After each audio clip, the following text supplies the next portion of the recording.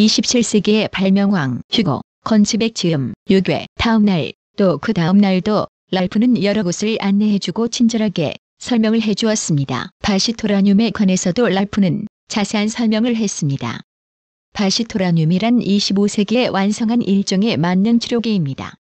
이것도 또한 전기의 힘으로 움직이는 전자기기인데 이것으로 치료하면 몸의 안팎에 있는 모든 해로운 박테리아를 송두리째 살균시키는 것입니다. 우리 미국 국민은 반드시 한 달에 한 번씩은 이 바시토라늄 병원에 가기로 되어 있어요.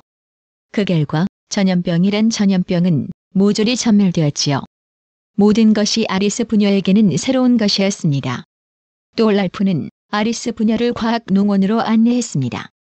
과학농원은 아주 크고 넓은 유리의 온실로 되어 있어 그 내부는 항상 따뜻했습니다. 특별히 만든 과학 비료를 사용하고 있어 채소나 곡식이나 과일 등을 보통 것보다 몇 갑절 빠른 속도로 재배할 수 있습니다. 과학농원의 혜택으로 식료품을 지금까지의 몇 배로 생산할 수 있게 되었습니다. 만약 그렇지 못했다면 무섭게 늘어나는 세계 인구 때문에 식료품 부족 현상이 심각했을 것입니다. 그곳에서는 채소나 밀뿐 아니라 콩, 담배 등의 농산물로 인하여 놀라운 수확을 올리고 있었습니다. 아리스 부녀는 과학농원에서 금방 익은 포도와 사과를 대접받았습니다. 그것들은 싱싱했고 대단히 맛이 좋았습니다. 그로부터 며칠이 지난 어느 날 랄프와 아리스는 빛의 탑 가까운 고속도로로 나가서 모터코스터를 타고 산책을 나갔습니다. 아주 좋은 날씨였습니다. 기분이 상쾌했습니다. 상쾌한 바람이 불었습니다.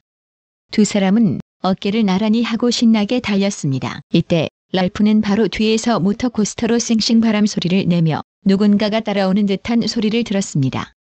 뒤돌아보았으나 뒤에는 아무도 없었습니다. 한낮이었으므로 고속도로에는 사람의 그림자라고는 보이지 않았습니다. 이상한데. 랄프는 문득 불길한 예감이 들었으나 잘못 들은 것이려니 생각하며 계속 달렸습니다. 곧 빛의 탑에 도착했습니다.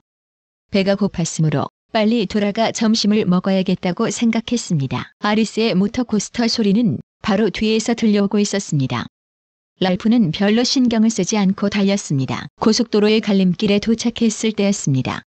랄프는 아리스에게 주의를 주기 위해 뒤돌아본 순간 너무 놀라 발의 중심을 잃고 길 위에 쓰러질 뻔했습니다. 아리스가 보이지 않았습니다. 뒤에 따라오는 줄 알고 있었는데 아리스가 행방불명이 된 것입니다. 아리스, 아리스. 어디 있어요? 외치며 랄프는 사방을 두리번거렸습니다. 고속도로는 텅 비어 있었습니다. 아무도 보이지 않았습니다. 랄프는 쭈뼛 머리끝이 곤두섰습니다. 도대체 어떻게 된 걸까? 어디로 갑자기 사라졌단 말인가? 조금 전까지도 들려오던 모터코스터 소리는 이미 들려오고 있지 않았습니다.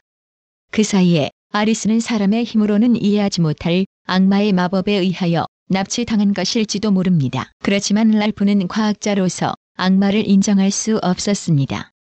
냉정한 과학자의 자세로 되돌아왔습니다. 악마란 이 세상에 존재하지 않습니다. 더군다나 27세기의 뉴욕의 악마라니 그것은 상상할 수도 없습니다. 그런데 아리스는 조금 전까지도 랄프의 곁에 있었는데 돌연 사라져 그림자도 보이지 않는 것입니다. 이런 일이 있을 수 있을까? 누군가 사람의 짓이 틀림없어. 그는 걸음을 멈추고 다시 생각하기 시작했습니다. 눈에 보이지 않는다는 것이 증거다. 유리가 그렇지 않는가? 잘 닦은 유리를 통해서 보면 마치 유리가 없는 것 같이 느껴진다. 유리는 빛을 반사하지 않고 모두 통과시키는 성질을 갖고 있기 때문이다. 지금까지 보이던 물체를 갑자기 투명하게 보이지 않게 하기란 여간 어려운 일이 아닙니다. 어떤 방법을 써서 그 물체를 유리와 같은 성질의 것으로 바꾼다면 될 수도 있을지 모릅니다. 랄프는 그 방법을 생각하기 시작했습니다. 전파는 빛과 같으므로 눈에 보이지 않습니다. 그것은 전파가 무서운 속도로 움직이고 있기 때문입니다. 따라서 전파와 같이 심하게 진동시키면 어떤 물체도 사람의 눈에 보이지 않게 될 것입니다. 아리스는 높은 주파수의 전파를 내는 기계에 의해서 모습이 보이지 않게 되어 유괴를 당했음이 분명합니다. 그는 조금 전까지 바로 뒤에서 들려오던 싱싱 소리를 다시 생각했습니다. 그것은 착각이 아니었습니다. 특수 전파 발생기로 모습을 감춘 범인이 모터코스터를 타고 뒤따라오던 소리였습니다. 아차하는 생각이 들었습니다. 범인은 틀림없이 기회를 노렸을 겁니다. 아리스가 조금 뒤떨어졌을 때 전파 발생기로서 아리스의 모습을 투명하게 만들어버린 것입니다. 랄프는 고개를 갸웃거리며 범인을 생각하기 시작했습니다. 페르난 600대12 아리스를 유괴한 범인일 거라는 판단이 섰습니다. 랄프는 더 이상 머뭇거릴 필요가 없었습니다. 한시가 급했습니다. 전속력으로 빛의 탑에 돌아왔습니다. 랄프는 범인이 가지고 있는 고주파 전파가 발생한 곳을 찾아내기 위한 연구를 하기 위해 장치를 조작하기 시작했습니다. 범인의 기계에서 발생하는 전파는 특별히 높은 주파수를 발생시킬 것입니다. 그 주파수의 전파를 발견해서 따라가면 범인과 아리스를 찾을 수 있을 것입니다. 랄프는 전부터 이 투명 이론에 대해서 깊은 관심을 가지고 연구해왔습니다. 그 연구가 지금에 와서 빛을 보게 되었습니다. 1시간가량 걸려서 그 장치를 완성했습니다. 그 장치는 한 개의 로프 안테나와 리시버가 달려있는 휴대용 무전기 같은 간단한 것이었습니다. 그 안테나를 돌리면 고주파 전파가 발생하는 방향을 알 수 있을 것입니다. 안테나가 그 전파를 발생하는 장소로 가까이 갈수록 소리는 크게 납니다. 눈에 보이지 않더라도 기계가 있는 곳을 알 수 있는 장치가 되어 있습니다. 랄프는 탐지기를 손에 들고 급히 두 조수를 불러 자기를 따르게 하였습니다. 랄프는 달리면서 탐지기의 스위치를 누르고 안테나를 돌렸습니다. 색다른 소리가 리시버를 통하여 들려왔습니다.